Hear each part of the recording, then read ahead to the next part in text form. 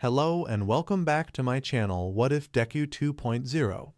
Join us as we delve into the realms of fanfiction and fantasy, bringing you the best stories and discussions. Today, we're kicking off part 1 of our series, What If Deku Mastered 3 Swords Style Like Zoro? If you enjoy this video, please give it a like and subscribe for more content in the future. The author of this story is GhostKnightTwilight from Archive of Our Own. All the relevant links are in the description. Feel free to say hello to the author on their profile. Now, let's dive into the fanfic. Years ago, the human race started to change drastically that will at first topple their society, but then rise into something amazing. What started in China with a newborn baby glowing like a bright light spread across the globe, people started to gain superhuman abilities that you would only see in comic books.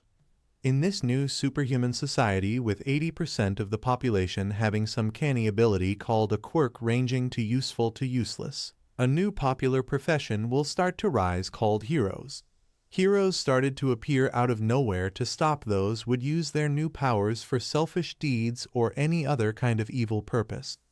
Then the governments of the world started to make being a hero a job to help maintain the peace. A young boy will see these heroes help people and wants nothing more than to be a hero as well and help people with a smile on his face. His name is Izuku Midoriya, and he is 4 years old right now, the age when people start having their quirks begin to show. He has black hair with green highlights, freckles on his cheeks that make a diamond pattern, big green eyes, and is a hero fanboy.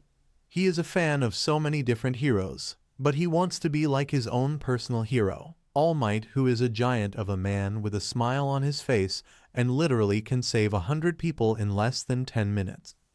All Might is the current #1 hero and symbol of peace, and it is Izuku's goal and dream to be the next top hero, and his story starts now. Early morning. Mom, wake up, it's time. A person is shifting in their bed, starting to wake up at this child's loud calls. This is Inko Midoriya and the mother of Izuku Midoriya.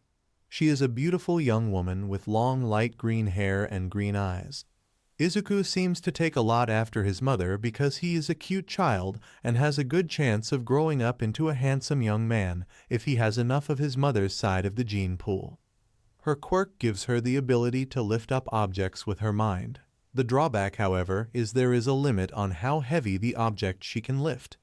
As of right now, after training, she can actually lift up her son because she loves playing with him and helping him play as a hero who can fly.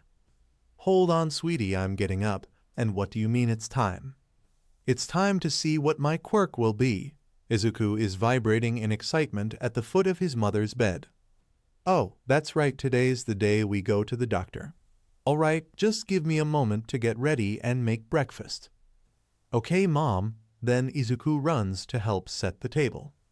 An hour and a half later, after getting ready and had their bellies filled with breakfast, the parent and child are at the doctor's office waiting room.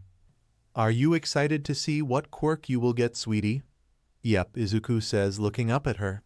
I hope it will be useful enough to be a hero. I think it will be useful no matter what, Inko smiles. Are the Midoriyas ready? A voice calls out. Yes, we are. Let's go, Izuku. Izuku is jumping up and down ready for what happens next. Later. Izuku was not ready. I'm sorry, but it's not going to happen. A fat doctor wearing green goggles and has a big mustache says. Oh no, is something wrong? Inko asks while Izuku is in shock. Well, you see, when quirks started to appear, the government started doing tests to see who can and cannot get a quirk and to see what links people and their quirks. The doctor pulls out a chart. They found out that the joints in the pinky toe are related to quirks. The human pinky toe used to have 2 joints, but after quirks they started to mutate to only have 1. If a person has 2, then they are quickness. Izuku here has 2 from this X-ray we took earlier, he says with a bored tone. Inko then got visibly upset. Sir, with all due respect, that method is outdated and is no longer viable. There have been a lot of cases where this method did not work, and there are also people with mutant or transformation type quirks that change the bones in their feet. There should be some blood work done, muscle tests done, and brain wave tests to see if a person has a transformation or emitter type quirk. Inko was a nurse at a different hospital. They only went to this one because the one she worked at is having their childcare wing going under reconstruction to have a little play place and updated tech in the examination rooms. The doctor just shrugged and said, "Look, I've been doing this for years, and I haven't had any problems like those come up. And I have been right so far. You are just gonna have to accept that the brat is quirkless." This got Inko madder, and before she broke anything, either something in the room or the doctor's bones, she took Izuku and left the room. "Mom, am I really quirkless?" Izuku looked up with watery eyes. Inko changed her expression from angry to kind. "I don't believe so, Izuku. That quack of a doctor was just lazy to do any other tests. We will go to a competent doctor," and then left the building. However, things will not go the way Inko or Izuku wants. All other doctors' offices saw Izuku's charts and saw it said quirkless. Apparently, the first doctor updated Izuku's chart when they left and got his digital files updated as well to say he is quirkless. No doctor's offices wanted to do any actual tests because they believed the other tests were done, and that Inko was just trying to run away from reality for her child by giving him lost hope. After the hospital Inko works at got done with their update, she was shocked to find that they no longer do quirk examinations anymore to focus on more serious injuries or illnesses. Inko had no more options left. The only bright side was that she was able to shut down the quack's office for malpractice and got the man fired and arrested. Later in the Midoriya's apartment, Izuku was watching an old All Might video of him saving people with the lights off, and Inko looking in through the doorway. "Sweetie, are you all right?" Izuku then turned around and surprised Inko. He was not crying like she thought. Instead, she saw in his slightly watered eyes a fire full of determination. "Mom, do you think I can still be a hero? Because I still do." Izuku then turned to the video. "I might not be able to be as powerful as All Might, but I think with training I could still see me being one." Izuku then switched to a bunch of different videos of other heroes. All these other heroes either have a non-combat type quirks or a quirks that needs a support item. Some even carry weapons and tools that don't even need their quirks to use them.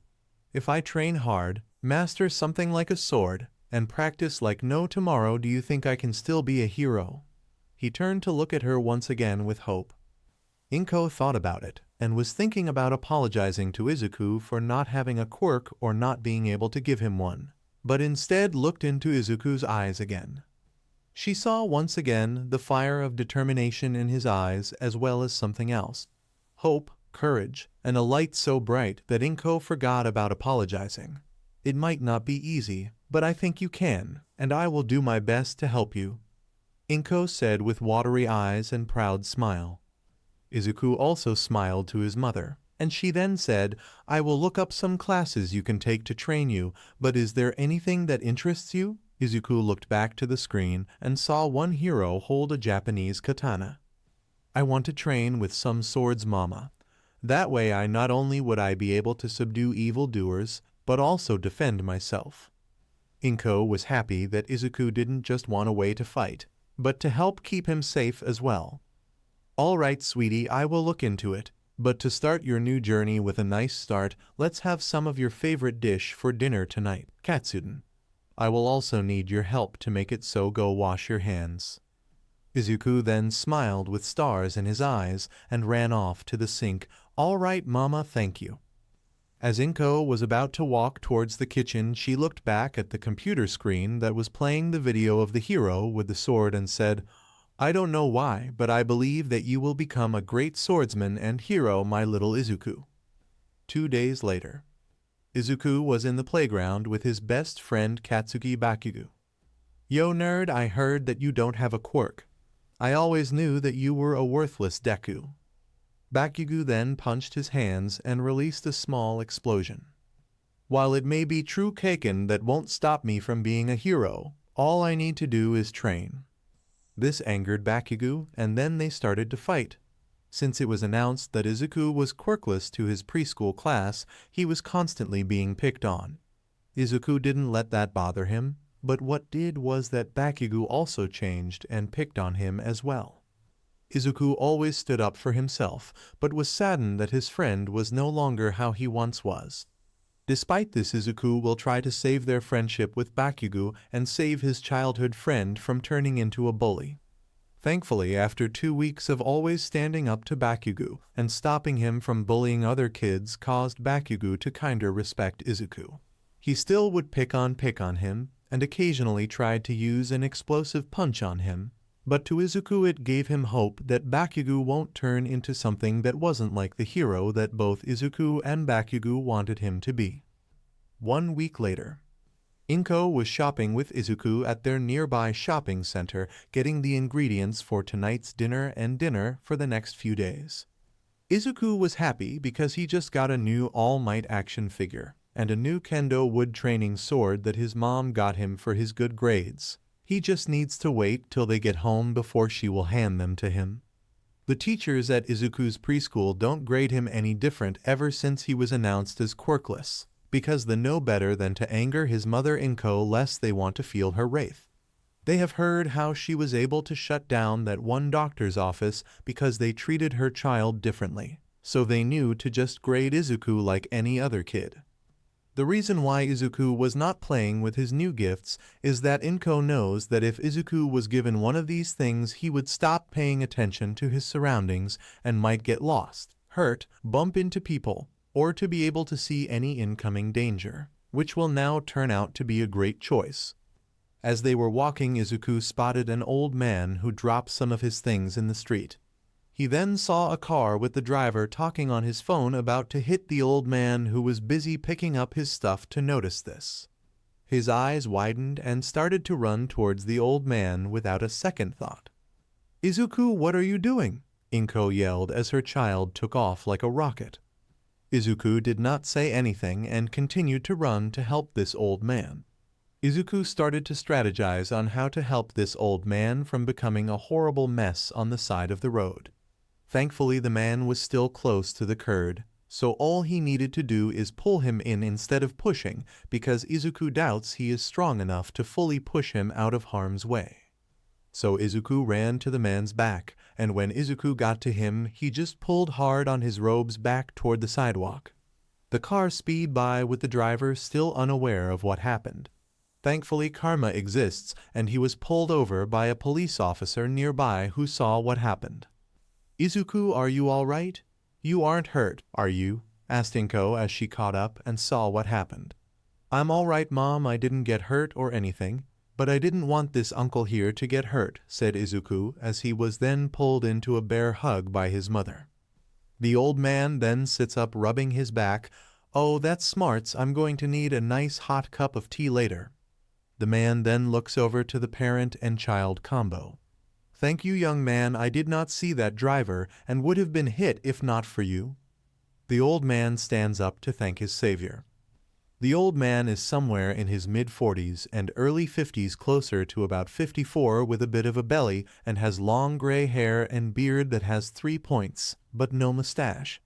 He is wearing sandals, a gray and dark red robe, and is carrying a messenger bag to carry his groceries.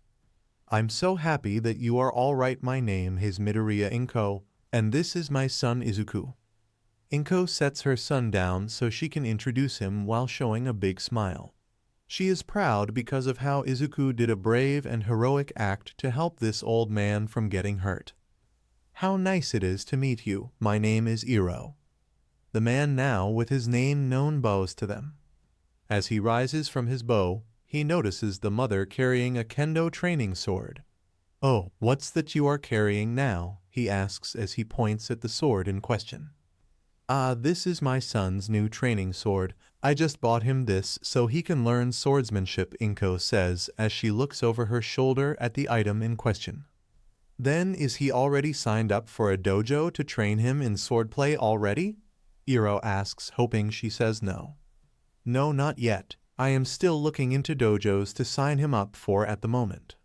Inko wonders why he is asking this. That's great, now I know how to repay my young savior then. I actually own my own dojo nearby, and right at the moment I don't have many students, so I can easily take him on and teach him to learn all kinds of sword play. My teaching method doesn't stick to just one style either, but on a few. Please give me this chance to repay you both for what he did. Inko was shocked at this and happy that she might have found a place to teach Izuku. However, there is one lingering thought stopping her from saying yes right now and having Izuku take his first step towards his dream. I would be happy with this, but there is one thing you need to know before we sign my son up. My son My son is quirkless. Inko looks down toward her son. Inko knows how the quirkless are treated and how soon people turn their backs on them. She is worried on how this man might react at hearing this. Being quirkless is also what stopped Inko from signing him up earlier, because most, if not all, dojos do not take on quirkless students. Izuku is also looking down at his red shoes, worrying on the same thing as his mother is. Izuku decides to be brave and slowly lift his head up to see how the man reacts, only to be surprised to see him give a kind, warm smile. I see this will not be any sort of problem then, and you don't need to worry about how the other students might treat him. They know better than that, and if they somehow don't know, then I will personally drill this lesson on how to treat people into their heads. Iro then shows off a big grin and a thumbs up. Really, there is no problem at all? Inko asks, also shocked at this old man's kindness. Iro bends down to try to be on the same level as Izuku. Of course. Now let this be your first lesson, little one. No matter how one looks or what they might lack in either ability or strength, they should not be judged on this. Instead, they should be judged on their actions, the words they choose to use themselves without outside influence, and most importantly. Iro then slowly starts to point at Izuku's chest, more specifically the left side of his chest. Their heart and soul. The heart and soul of a person will, at least a little bit, shine through to let others know how bad they are or how good-natured they are. Izuku's eyes start to shine at these words this wise old man speaks of. Right now, I have seen both your actions and how your heart acts in a dire situation. It would please me greatly to show my appreciation for you saving me to help train and tutor you. Iro then stands back up to look at Inko again. Inko once again is proud of how her son acted and is happy that someone wise and kind like Iro will help train Izuku to be the hero he wants to become. Hopefully Iro might be the person to not only teach her son how to fight, but to also teach Izuku how to defend and protect himself so he always come out all right. Please let me teach him, Midoriya-san. Iro once again bows towards Inko. Inko also bows towards this kind old man. No, please, it will mean the world to Izuku if you teach him. Oh ho, why is that? Iro then strokes his beard. Because I want to be a hero no matter what. I will train so much that not only will I become the world's next greatest hero, but the world's greatest swordsman as well, Izuku says as he raises his fist in the air. Ha ha, what a fine goal, and I can already tell, you will become a great hero with how you saved me already. It would be my honor to help you with your dream. Iro then starts to pat Izuku on his head. Thank you, Iro-sensei. Izuku bows towards his new master. No need with that sensei stuff, just call me Iro. Izuku tilts his head and starts to think how weird it would be to call his master by his name only. Then he gets an idea of what to call him. How about I call you Uncle Iro? Iro is surprised by this, but immediately starts to grin. That is fine, you can call me that if you want. Now, when do you want to start training with me? Tomorrow, please, if that's possible, Izuku exclaims.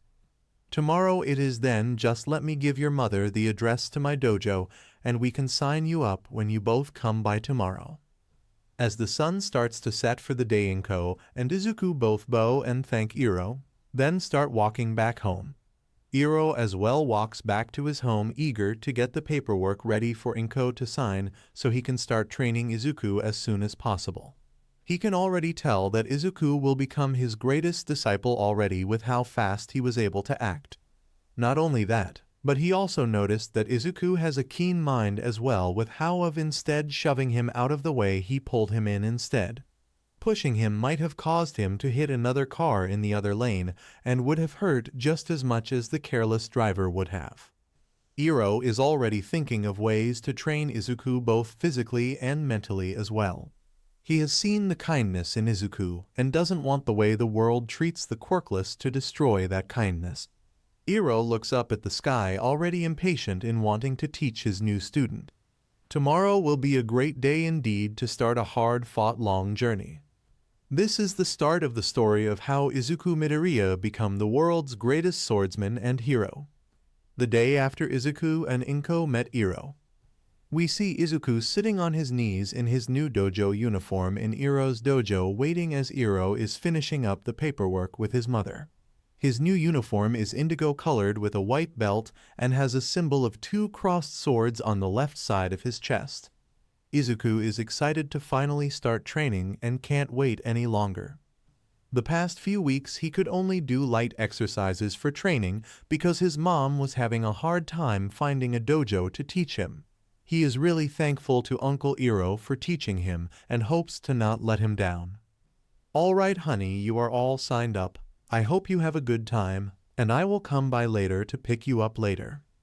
Inko then gave Izuku a quick hug before she left. "So my student, are you ready to train?" Then Iro's face wrinkles into a frown.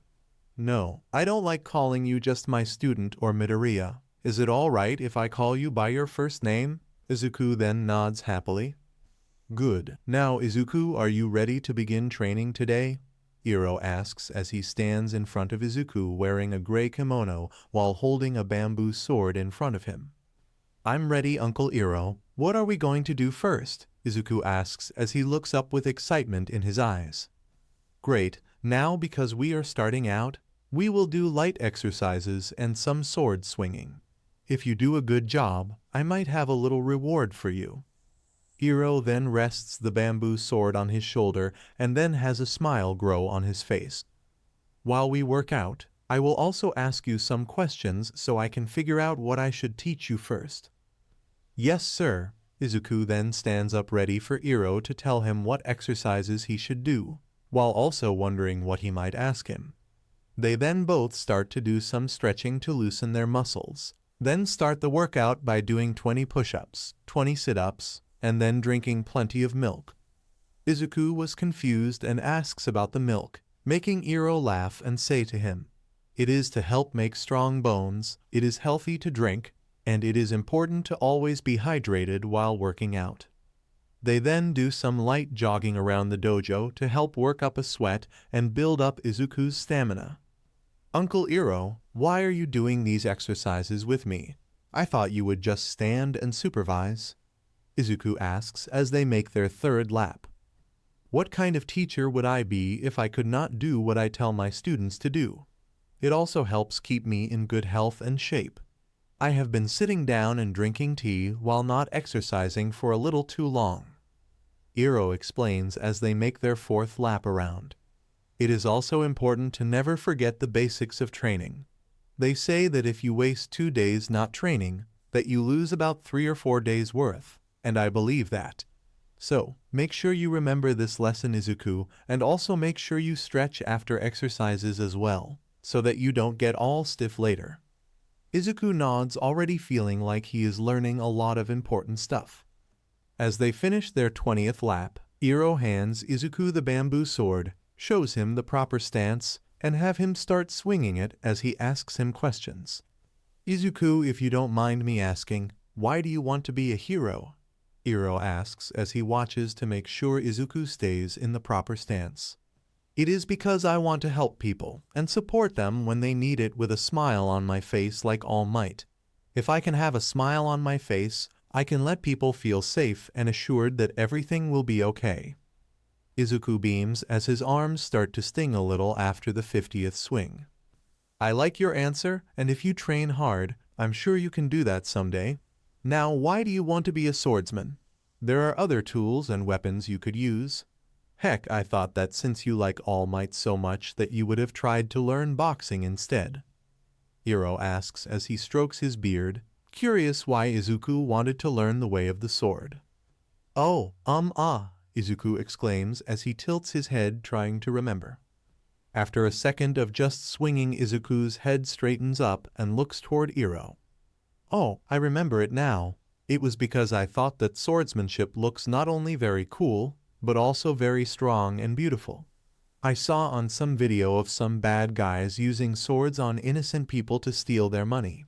But when the villains used their swords, it looked very ugly and weak. Izuku says as he then looks forward with a serious expression at his own swings. But then a hero showed up with his own sword and took them down in an instant. It was beautiful to watch as he moved the blade like it was a part of him, and he showed great strength to not only take down the bad guys in one hit, but to also cut their swords in half. I then fell in love with swordsmanship at that moment. Izuku has stars in his eyes just remembering the video. Then his face went straight to sadness. After I watched the video about 40 times, I had to close it because it was time to have dinner. When I came back to watch it, I could not find it again no matter how hard I tried. I couldn't even find out who that hero was. That is also why I couldn't immediately remember why I wanted to learn how to use a sword. It has been a few months since I saw the video. After about the 84th swing, Izuku's arms start to sting more now, making it harder to swing the practice sword. Iro looks at Izuku with a warm smile as he thinks, I thought it earlier, but now I know for certain that Izuku already knows one of the most important things to being a great swordsman, and it is to also love almost every aspect of it. You must love and cherish the swords you use, love the style and way you move the swords, love the feeling of having the swords feel like they are part of your body, and love the strength that being one with your swords gives you. Iro then has Izuku stop for a second to rest his arms. He also can see what those who just use a sword without care or concern look like. They only show ugliness and weakness when they don't properly use a sword. Those types of people never last long in a fight because they don't even care about how to use them properly. They don't even know the real weight behind wielding a sword. They only use swords as a means to an end to them, to try to steal and take what they want. However, it is only once when they lose the means that they see the error of their ways, but it is already the end for them. Iro thinks sadly. All right, Izuku, I gotta say you are doing well, and I just loved the answers to my questions. After taking a break to sit and have some tea, I think you have more than enough earned that reward I talked about earlier. Iro says as he starts to take out his tea set. Izuku is not only glad he can catch his breath, but also glad he has earned a reward as well. 30 minutes later. Both Izuku and Iro are standing in the middle of the dojo after the tea break. Iro has set to the left of Izuku near the entranceway a barrel full of wooden practice swords sticking out the top of it. Iro then walks over to the barrel and pulls out one of the swords.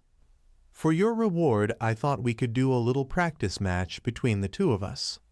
Iro tells Izuku as he walks back to the center of the room, now armed with the practice sword. Izuku looks excited at first, but that look soon turns to confusion and concern. But aren't you, like 1,000 times better than me since I just started today? Why would we do this? Wouldn't you win in like 4 seconds? Izuku asks as he tilts his head and scratches the back of it. Iro then tilts his head back and laughs. Ha ha ha, that is a good question. Also, I would win in about 2 seconds. Iro then gives Izuku a smug grin. His face then returns to his regular smile and looks towards Izuku. This is not going to be anything like a duel, Izuku. The purpose of this is for you to try out how you want to hold and wield a sword. In this match, I will also only be defending, not trying to attack and defeat you.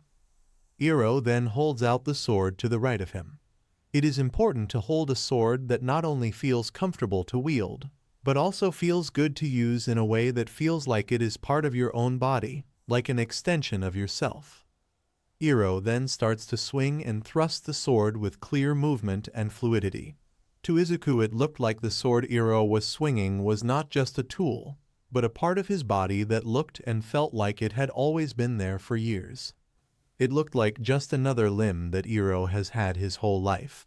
Like he was born with this and was part of his whole being, just like how a person's quirk is a part of them, but it takes time and practice to even use it properly without hurting yourself or destroying your surroundings. It is only after that practice and training that these things feel like another part of you. Izuku once again has stars in his eyes. He is both ready and excited to see how wielding a sword would feel like a part of him. He then walks towards the barrel ready to see what style of swordplay he will learn from this. That will become both natural to himself and like an extension to himself. As he digs through the barrel, he then thinks about something. Is it all right to wield multiple swords for this? Izuku asks as he looks back to Uncle Iro. Of course it is. This is to find out what feels the best for you to hold. Iro says as he sets both of his hands on the sword pommel, the bottom part of the sword's handle, while the blade points downwards. He then closes his eyes, wondering if Izuku wants to try to dual-wield swords. Izuku smiles and nods his head, then turns back at the barrel. Izuku didn't know why, but something in him compelled him to try it out. He reaches in and starts to grab 3 handfuls of practice swords. "I'm ready," Izuku shouts, but sounds like his voice is a little muffled. Iro opens his eyes to look at Izuku, only to have his eyes immediately bulge out in surprise. Izuku is standing in front of Iro while trying to hold 3 swords in his left hand and 3 swords in his right. However, what really threw Iro over the edge was that Izuku also had 3 swords in his mouth. He was holding the sword's handles in his mouth while the blade edges stuck out towards the left side of his head. Iro then falls to the ground laughing his lungs out. He was rolling around and holding his sides because they hurt so much from laughing this hard. Ha ha ha ha ha ha. Why are you holding so many swords? Iro finally says after getting a chance to breathe. While still clutching his side, Iro slowly rises to stand back up. The more swords I can wield, the stronger I can become, right? Izuku asks while slowly losing his grip from holding too many swords in his hands. Oh Izuku, that is not how it works, Iro says while getting into a combat stance. Then he uses his sword to knock away the swords in Izuku's hands. Izuku is surprised at how Iro was able to simply knock the swords away. The more swords one carries doesn't equal more power. Besides, it looks like you were having a hard time holding on to them with how easy it was to knock them away. After Iro's strike, Izuku had even dropped the swords from his mouth with how uncomfortable they were. Remember what we talked about earlier? The only way to be good at swordplay is to be at one with your swords and be comfortable with the swords you carry, Iro says as he gestures at Izuku's shaking hands. Now let us try that again, shall we? Izuku nods and starts to put some of the swords back in the barrel and wipes the handles with disinfectant that were in his mouth. He was raised to be a good clean boy by his mother, mind you. As he was doing this, he still has that lingering feeling from earlier. So, he leaves out only 3 of the practice swords. When Izuku stands back in the middle of the room, he still decides to try and wield the 3 swords he left out. 1 sword in each hand, and again he has 1 sword in his mouth. This time Izuku isn't struggling to hold onto them and likes this compromise much better. Iro once again widens his eyes and is surprised by Izuku's choice, but is not laughing again at the boy's choice at how many swords to wield. He also notices how Izuku is having a much easier time holding them, including the one he has in his mouth. Are you sure you want to try to fight with 3 swords? Iro asks as he raises an eyebrow at Izuku. Yes, Uncle Iro, Izuku says, having a much easier time talking with 1 sword in his mouth instead of 3. Iro then shrugs and gets into a defensive stance. Alrighty then, if you are okay with that, then come at me. Izuku rushes in at Iro, swinging the swords at any opening he sees. Iro, being a master of course, easily deflects these attacks. While deflecting, Iro takes mental notes of how Izuku strikes at him. He isn't doing that bad even though this is his first time dual wielding. Or is it tri-wielding? Iro thinks as he steps back away from Izuku's right swing aiming for his legs. He is also instinctually attacking with one sword while the other sword is reeling back from an earlier attack.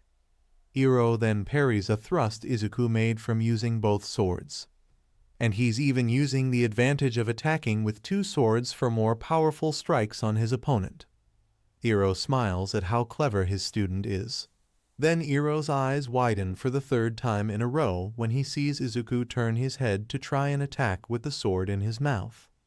Wow, he even is attacking from an unexpected angle with the sword he's using in his mouth. I didn't expect that to even work out that well. Iro blocks again, then uses his strength to push Izuku back a few steps to get a good look at Izuku. This 4-year-old child is already as clever as kids in their second to last year in primary school. Heck, maybe as clever as them in their final year. Iro then holds his hand out in front of Izuku and says, "Alright Izuku, I think that is enough for now." Izuku then exhales and drops to the floor. Impressively, he is still holding onto all three of the wooden swords. I got to say, Izuku, I'm impressed at how well you are able to use 3 swords. I don't know of anyone to even try to use 3 swords. I've seen 2 guys use 4 swords, but one had a quirk that gave him 4 arms while the other guy held 2 swords in each hand. He would hold the handles together and have the blade of one stick out of the top of his hand while the other blade sticks out the bottom. Why did you want to try and use 3 swords? Izuku looks at the practice swords in his hands and says, I don't know a logical reason why, but something instinctual in me said to use 3. Izuku then smiles and looks back up at Iro. I'm really glad I decided to listen to it. It felt really good to hold these swords this way. Izuku then takes the sword out of his mouth and then starts to clean his drool off it. Iro then smiles once again from the warmth that Izuku makes him feel from his heart. Well, Izuku, then it seems you have good instincts. However, be warned, Iro's face then turns serious quickly. I do not know any kind of style that uses 3 swords, so I won't be able to teach you a style that does. Izuku's eyes widen at the problem that his master is pointing out. Then, just as fast as his face turned serious, Iro's face then went back into a smile. But I can help you make one. I can teach you how to create your own sword style. It will not be easy, but I can get you there. The real question is, do you want to? Iro asks as he holds his hand out for Izuku. Izuku's eyes then explode into a sea of stars and immediately stands up to take his master's hand. Yes, Uncle Iro, please help me create my 3-sword style. Izuku then holds on to Iro's hand while his other hand clenches the 3 swords he had just used. Great then, Izuku, and I already like the name you gave to this new style, 3-sword style. Now it is almost time for your mother to pick you up. We didn't want you to train you hard on your first day, so we only wanted to set the pace to get you ready in the future. Now, before you leave, do you have any questions for me? Iro asks as they walk back towards the locker Izuku put his bag in. Oh yes, give me a quick few seconds. Izuku then starts to rummage through his bag and pulls out a notebook and a mechanical pencil. I've been meaning to ask you, what is your quirk? Iro was surprised by this question and even more so at the notebook Izuku was opening. Hero Notes for the Future Volume 2. Iro raises an eyebrow and then kindly smiles.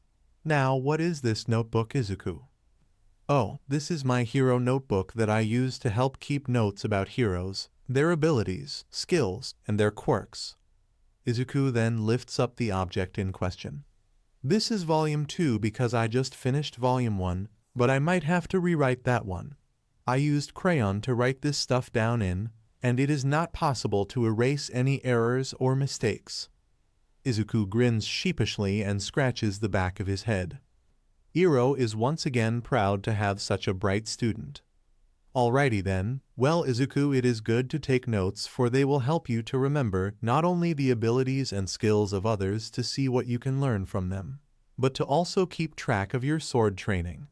It may even help to write down ideas and moves for the new 3-sword style you wish to create. Iro then pats Izuku's curly and fluffy dark green hair. Then, to answer your question, I call my quirk fire bending. It lets me control fire and bend it to my will to make any form I want, or even make it burn stronger and hotter. The drawback is that I cannot make my own fire, and it requires some concentration to use it. Izuku then starts to rapidly write this info down, and it already writes about the strengths, weaknesses, and support items to help this quirk. Iro smiles at Izuku as he makes him remember someone from his past. Iro then shakes his head and pulls out a piece of paper. Here, Izuku, this paper will have your training schedule on it, so make sure to give it to your mother. Izuku grabs the paper and smiles, "Yes, Uncle Iro." It was right at that moment that Inko came in to pick up Izuku. "Hi, sweetie. How was your training?" Inko bends down to hug Izuku. "It was amazing, Mom. We trained, did a little sparring match, and Uncle Iro says he will make me create a new sword style," Izuku says excitedly while hugging his mother, and then hands the paper to his mom. "Ooh, that sounds like fun, and what do we have here?" Ink then opens and reads the paper. That is the schedule for Izuku's training. Every weekday after school he will come into the dojo to train. He will also come in on Saturday, but he will have Sunday off to relax and have fun. Iro tells Inko as he hands Izuku his bag. "I look forward to teaching you, Izuku, and ready to help you create your new sword style." "I do too, Uncle Iro, and I can't wait for tomorrow to come by." Izuku then waves goodbye to Iro and leaves with Inko holding his hand. 4 months later. Izuku has continued to train at Iro's dojo and has even met the other students. Thankfully, they don't mock him for not having a quirk, so Izuku gets along with them, even though there are only 6 other students. Izuku has continued training his body and keeps practicing his swinging with his new kendo sword even at home. Izuku is getting better at holding the 3 swords and is getting into shape thanks to Iro's training. Iro trains Izuku's body to stay in shape, his stamina so he has more energy and can fight longer, and even teaches Izuku both 1 sword style and 2 sword style. When Izuku asked Iro why he needed to learn these other styles, Iro told him, "It is to help prepare you when you have to fight in the real world. A smart opponent will try to knock your swords out of your hands and leave you defenseless. Training to use the other styles will help make sure you have options in a fight. I will even train you in hand-to-hand combat in case you don't even have any swords. Also, when I train you to use these other styles, I will teach you to use your non-dominant hand and become ambidextrous as well. That way, in case your dominant hand gets hurt, you can easily switch to the other one. Heck, I will even help teach you how to fight with only 1 sword in your mouth if you can't use your hands," Iro explains happily to Izuku. So Izuku has been training to do just that, so that even if he has somewhere between having 3 swords or no swords, he will always have a way to fight back. To not make his leg muscles weaker than his arms, he does bench presses with them, leg presses, squats, lifts barbells with his back on the floor, and even wears ankle weights on them almost 24/7. To make sure he doesn't lose speed and flexibility, he trains in those aspects as well. He does yoga poses, regular sketches before and after every workout, and reads books on how to get more flexible. Izuku has even created some of his own ways to train. He lifts dumbbells with both hands and even lifts a dumbbell in his mouth to train as well. By lifting the dumbbell with his mouth, he trains it so that he has a better hold on the sword in his mouth. It makes his neck stronger and more flexible enough to swing the sword with his head and neck muscles. Finally, he even trains to not slobber over the handle so it doesn't slip out of his mouth or hand once he takes it out. When Izuku trains with his sword swings, he once again uses weights in his arms and adds weights to his kendo sword. He took some inspiration from movies and video games by swinging at falling leaves, trying to see how many he can hit in 10 seconds. So far his record is 21 hits. Another idea he got from these media platforms is that he trains when it is raining and tries to hit as many rain droplets as he can. Iro is happy that Izuku trains so much even when not at the dojo, though he does make sure Izuku takes breaks and go have fun while he is still young. When not training Izuku's body, Iro trains his mind as well. He helps teach Izuku to read arm and leg movements to predict attacks. He then helps teach Izuku how to strategize in fights and helps him out with his notebooks as well. Right now, Izuku is on volume 4 of his hero notebooks. Even when training, Izuku still finds time to fanboy over heroes. When with his mother, Izuku always makes sure to help her out. Inko is thankful and proud to have a son like Izuku. Izuku is even learning to cook from Inko so he can help out in the kitchen more. When Izuku asked to learn, his mother then crushed him with a big hug and almost flooded the apartment with her tears. She kept saying how sweet her baby is and happy that he will grow up to be a fine ladies' man, which only confused Izuku about why she would say that. With all this training, Izuku keeps growing more confident and keeps on standing up to bullies at school. Bakugo still picks on him, but Izuku keeps persevering on not letting himself get picked on. He and Bakugo have even fought before, and the teachers at school broke them up, ended it in a draw. Since then, while neither one would admit it, they became rivals.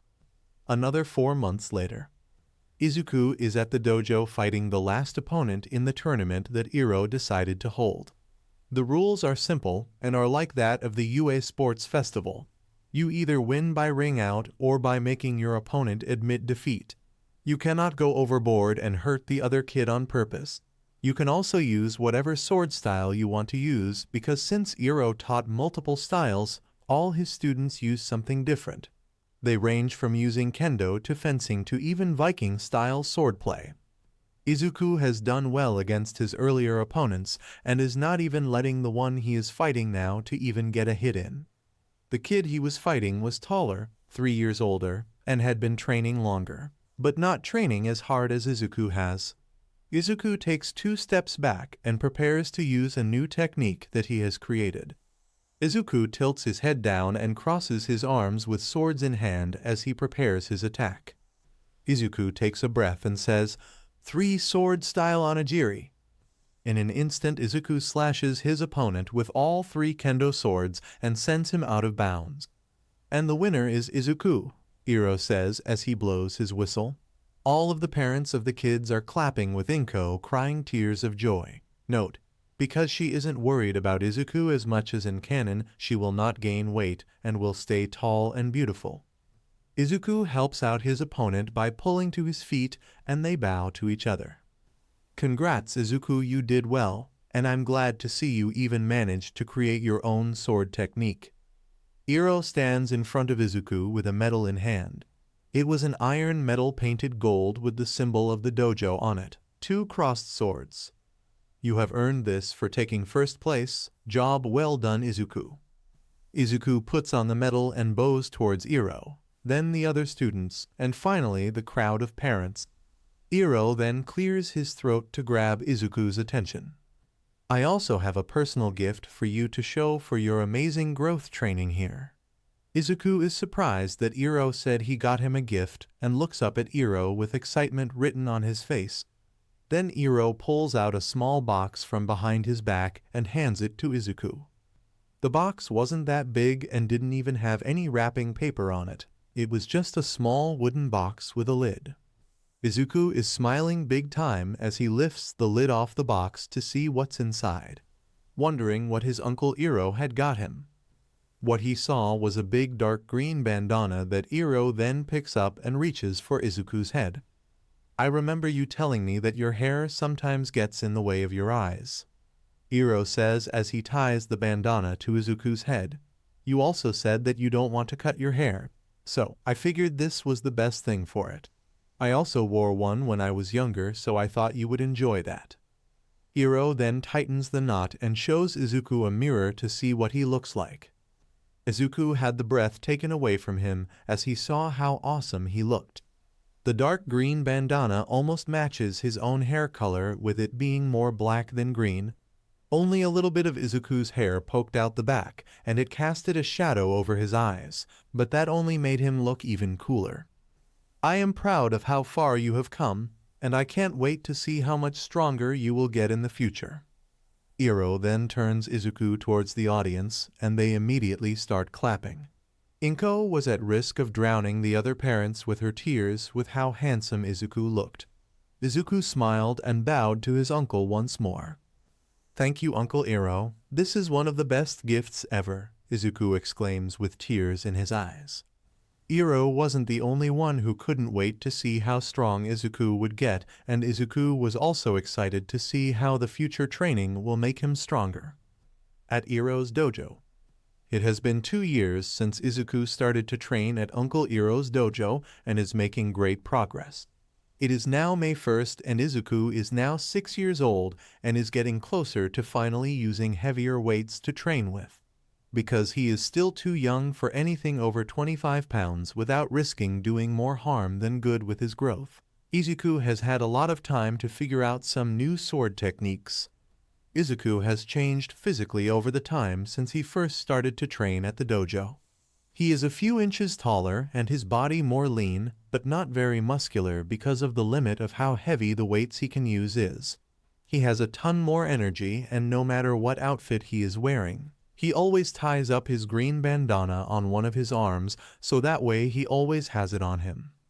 Because Izuku can't wear the bandana on his head most of the time, he instead ties it to one of the upper parts of one of his arms, the bicep. He likes having it on his person at all times, even when sleeping, because it feels like when he wears it his uncle is watching over him. Izuku has come up with some new sword techniques with Iro's help. There is his onigiri, where he strikes his foe once very fast with all 3 blades at the same time. His bull charge is where he thrusts his 2 swords in his hands very fast multiple times and finishes with a slash with the 3rd sword. Then his final move, called Hawk Wave, is where Izuku spins his body and leaps forward with all 3 swords, slashing everything he has leapt towards. Izuku is seen running in the halls looking for his Uncle Iro with a very important question. "Ah, I've finally found you," Izuku yells as he is standing in the doorway that leads out back into the training grounds.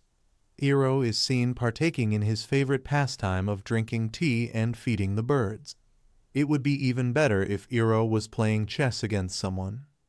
"Oh, Izuku, why were you looking for me?" Iro asks as he feeds his pet parakeet and sets down his now empty cup. "Uncle Iro, I just heard that there exists swordsmen who are able to cut through almost anything, including steel, without the need to use a quirk. Is any of that true?" Izuku asks as he leans on the doorway to catch his breath. "Of course they exist. Why do you ask?" Iro asks as he hands Izuku a cup of cool tea. Izuku quickly thanks his uncle and accepts the tea to quench his thirst. After drinking, he stops leaning on the frame and fully stands up. "I ask so that way I can try and learn how to do that as well. It would help me immensely when I become a hero." Izuku looks up at Iro with sheer determination in his eyes. "Well, Izuku, you are in luck, because I know the secret behind how to cut steel." Iro raises his finger up to the side of his face and winks at Izuku with a big grin on his face. "Really, Uncle Iro, can you teach me?" Izuku clenches his hands tightly as a raging inferno can be seen in Izuku's eyes. "All right, Izuku, just give me a second to grab some things, and I will give you a demonstration." Iro pats Izuku's head as he heads inside to grab 2 things needed for the demonstration. A few minutes later, Izuku is kneeling on the porch in front of Iro, who is standing in the training field with his katana and a piece of paper. "Now watch carefully, Izuku, and pay attention to what I do." Izuku nods his head excitedly to see what the secret is as Iro readies both his sword and paper. "Hiya!" Iro yells as he tosses the paper in the air and in only a second slashes at the paper with his sword. The whole time Izuku's eyes are wide open to attempt to not miss anything that is happening. Iro's sword makes contact with the paper and fully brings down his sword, while Izuku is expecting the paper to be shredded to ribbon. After a few seconds, Izuku realizes that the piece of paper that Iro had slashed at is still intact afterwards. You didn't even cut it, Izuku says plainly, as all of his excitement was now drained out of his body. Iro bends down to pick up the paper and shows it to Izuku. Izuku, I didn't cut it because I didn't want to cut it, Iro says with a cheeky smile, enjoying the confused look on his student's face. This is the secret to cutting steel. Izuku tilts his head to the side and questions Iro. What do you mean you didn't want to cut it, and what do you mean by this is the secret to cutting steel? Iro sits next to Izuku and watches the leaves fall from a nearby tree. The secret to learning how to cut through almost anything is to learn how not to cut anything. Iro then turns his head back at Izuku. That is the secret to cut steel. I know it sounds strange, and believe me, I didn't get it the first time either. But after more training, I believe you will learn how not to cut anything. Iro smiles at Izuku as he turns his head back at the falling leaves. There are strong swordsmen in the world who are capable of cutting nothing, but can also cut anything including steel when even using the same sword. These strongest swordsmen can cut what they want to cut and protect what they want to protect. Swordplay that can only harm what it touches is not real swordsmanship. I hope you will understand this someday, Izuku, and learn to cut nothing and anything. Iro smiled as he watched the falling leaves. Izuku also watches the leaves from vine fall and says to Iro, I hope I do as well and understand what you mean. Iro then laughs and starts to make a new batch of tea for him and Izuku to enjoy. 2 months later. After telling Izuku the secret to cutting steel, he starts to train Izuku how to attack villains without accidentally killing them when using real swords. Izuku is thankful for this, as heroes don't kill villains unless it is a last resort. He helps show to Izuku how to hit a target with the edge of a blade, but still not cause any damage that isn't just skin deep. He also shows Izuku how to properly maintain and fix a sword. The last thing Iro wants is for Izuku to be in the middle of a fight, only to have his swords become dull or break entirely. He also trains Izuku to not break his own swords if he uses too much strength on them. Taking care of one's blades is another part of being a good swordsman. Iro then starts to train Izuku on slanted ground that is covered in slippery soap. Why are we training on this wonky ground, Uncle Iro? Izuku asks as he tries to maintain his balance. Iro easily walks on this ground like his sandals had rubber spikes on the soles. Your next part of training is to train you to fight on all types of terrain. Using a sword isn't just using your arms. Just like any other martial art, your stance is also important. You use your legs to add some leverage to your attacks as well as keep balance and power in your moves. Iro then starts to punch, kick, and dodge an imaginary foe while standing on this ground. Izuku is once again surprised at how easy Iro does this, while Izuku is having a hard time just standing up. However, none of these make Izuku lose hope. Instead, it inspires him to train even harder. July 5th. Izuku is at home making lunch for him and his mother. While in the kitchen, Inko comes in wanting to talk with her son. Hey sweetie, can I have a quick word with you? Inko waves at Izuku. Izuku, seeing and hearing his mother, sets down the utensils and walks over to her. Sure, what do you want to talk about, Mom? Izuku asks as he wipes his hands on his apron. Well, your birthday is 10 days away, and I was wondering what you would like for a gift. Inko smiles as she looks down at her son. Izuku puts his hand on his chin to think about what he wants for his birthday. As his eyes start to wander around the room, they land on his mother's earrings. Apparently, they are a matching pair with her mother, Izuku's grandmother. They are 3 gold earrings that look like long teardrops about an inch long that hang on his mom's left ear. I want a pair of earrings like yours, Mom. Izuku then points to them dangling there. Really? Why do you want a pair like mine? Inko asks as her eyes try to look at them. Izuku puts his hand around his arm just underneath the bandana Iro gave him. When Uncle Iro gave me this, it feels that whenever I wear this, it feels like a part of him is with me. I also want something like that with you, so a part of you is also with me. Izuku then closes his eyes and gives his mom one of the biggest grins he can give. His smile was so bright Inko thought she needed sunglasses. Inko's eyes start to water and squeals in delight.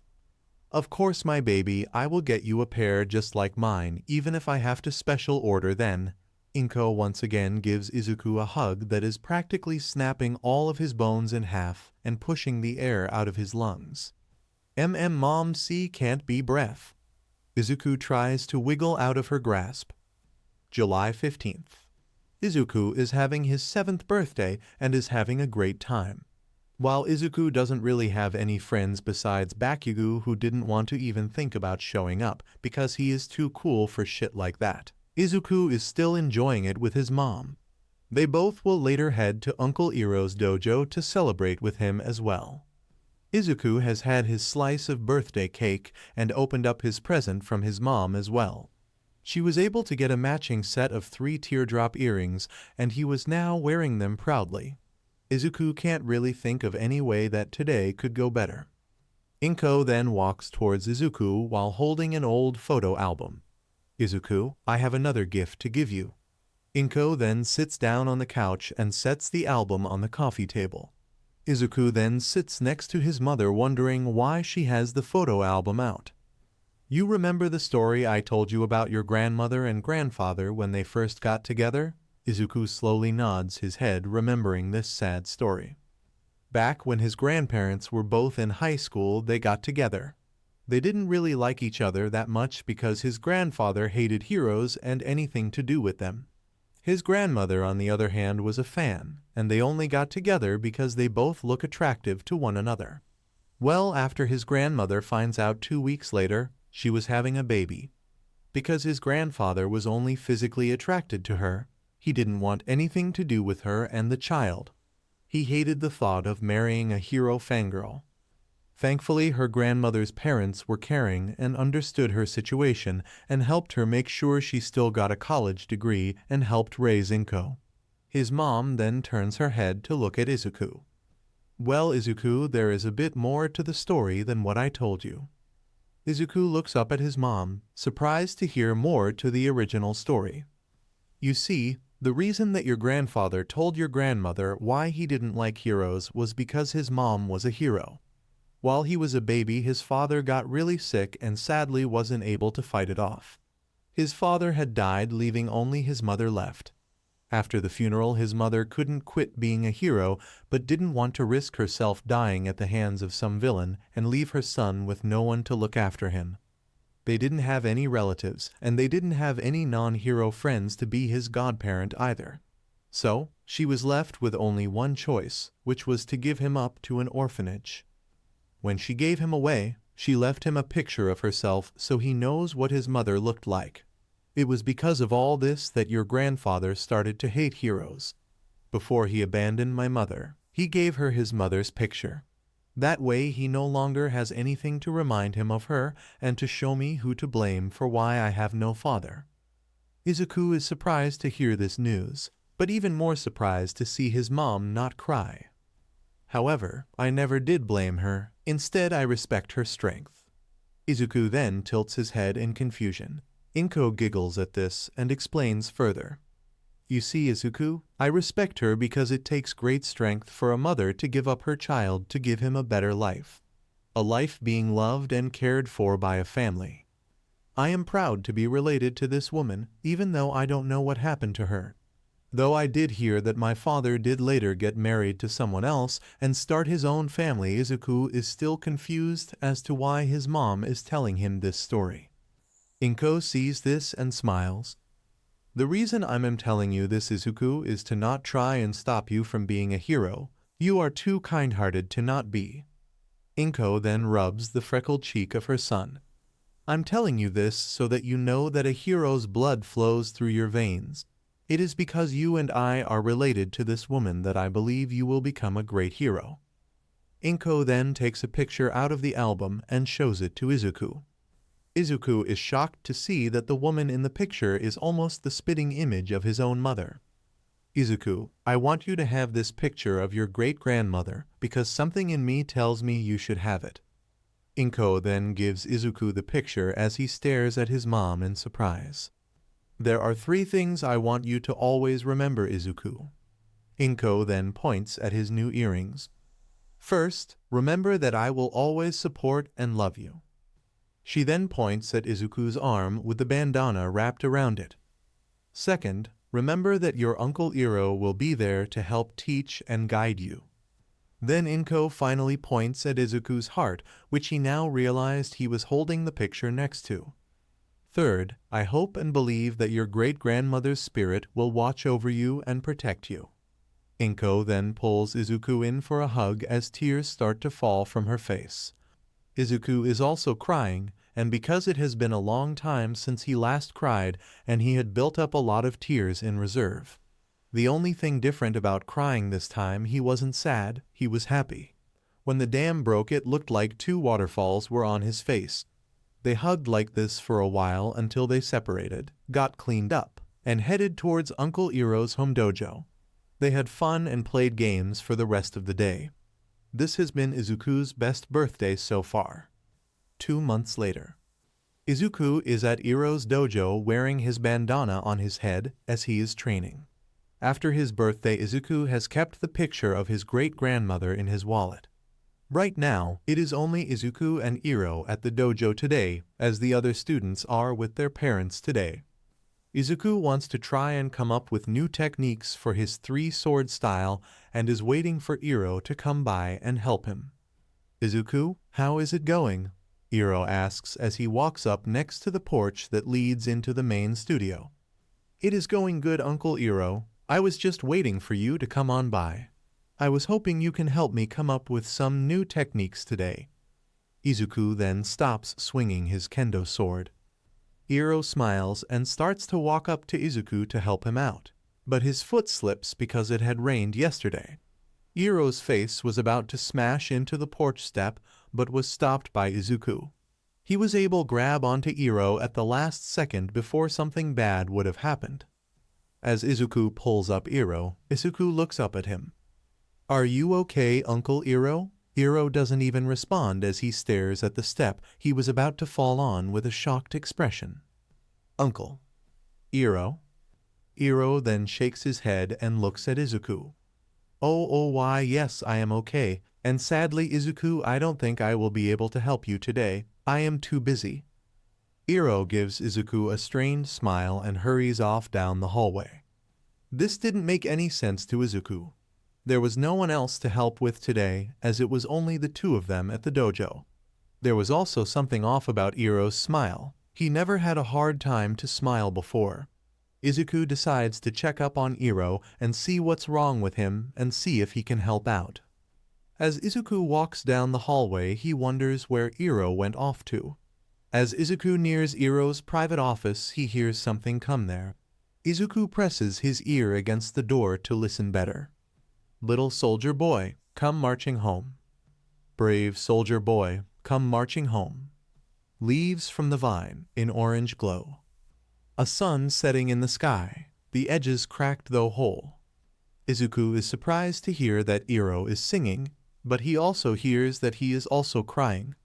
Izuku then decides to open the door to see if Izuku can help his uncle. When the door opens, Iro turns around in surprise to see Izuku coming in here. The room was very modest with only a desk, a bookshelf, a tea set, a table, a wall closet, and a shrine behind the desk with an incense stick burning. Iro is kneeling in front of the shrine. Izuku, what are you doing here? Iro asks as he cleans the tears off his face. Izuku walks up to Iro and kneels next to him. I'm here to see why you are sad and to make you feel better. Izuku's eyes are so clear that Iro can tell he won't take no as an answer. Iro exhales deeply and then turns his body towards Izuku, while still kneeling. I can already tell. You won't leave without an explanation. Izuku nods. All right then, Izuku. This is the reason why I am upset.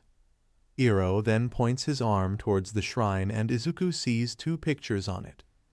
I have never told you about my family, Izuku, have I? Iro looks at Izuku to see him shake his head no. You see, Izuku, I was once married to one of the most beautiful women in the world. After a few years of being married, we decided to have a child. So far things were going good and both my wife and our soon-to-be-born child were healthy. Iro's smile then slowly starts to frown. But then a few days before my wife was about to give birth, she got sick. We tried everything to help her get better before the delivery, but we had no luck. When the day came, my wife stayed strong to ensure that our child will come out fine. She was successful and our son came out all right, but she didn't. Izuku looks back at the shrine to see the first picture of a beautiful woman, Uncle Iroh's wife. Iro smiles sadly and continues his story. Once she passed away, I made it my mission to make sure that our son would grow up just fine, with plenty of love and care. However, I did not have a good starting point. Because my wife was sick when she gave birth, my son had a weak body.